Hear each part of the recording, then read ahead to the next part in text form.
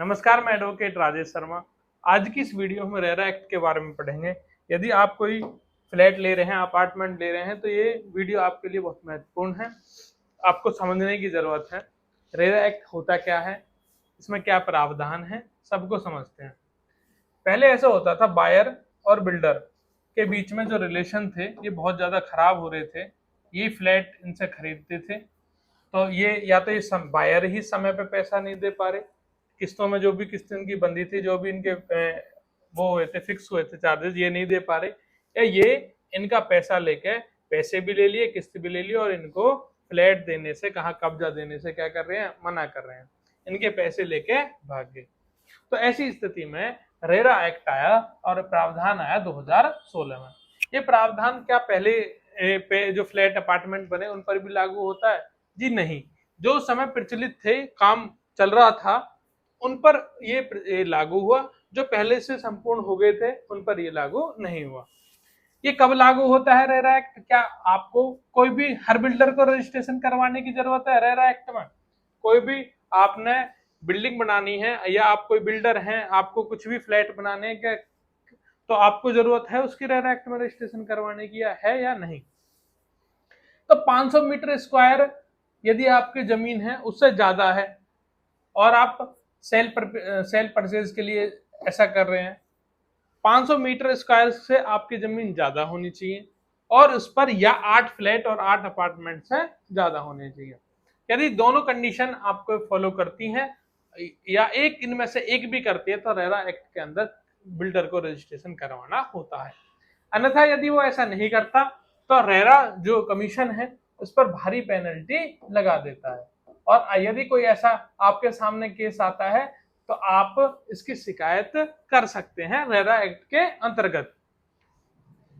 इनके बीच की जो रिलेशन है बिल्डर और अलॉटी, जो हम फ्लैट खरीद रहे हैं, उनके बीच में जो रिलेशन है उनमें पारदर्शिता बनी रहे, तो इसके लिए रेरा एक्ट जरूरी है, जवाबदेही दोनों की जरूरी है और समय पर परियोजना पूरी होती है या नहीं, इसके लिए रेरा एक्ट जरूरी है।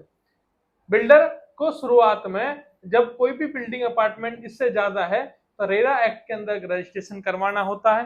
पूरे कंप्लीट डॉक्यूमेंट्स की लिस्ट है मेरे पास, यदि आपको चाहिए किसी भी बिल्डर को तो वो ले सकता है।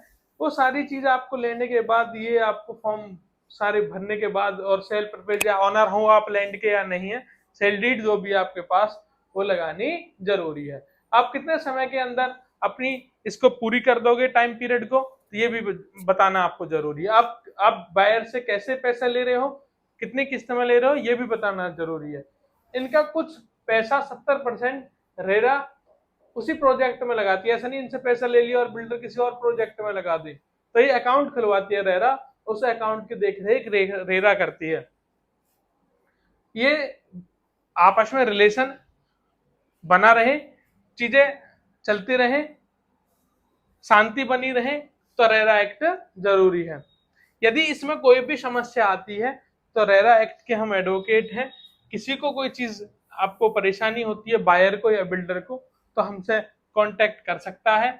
बायर पैसे नहीं दे रहा, पेनल्टी नहीं भर रहा, तो बायर के लिए समस्या पैदा हो जाएगी, और बिल्डर ज्यादातर बेईमानी करते हैं तो बिल्डर के लिए भी समस्या पैदा हो जाएगी।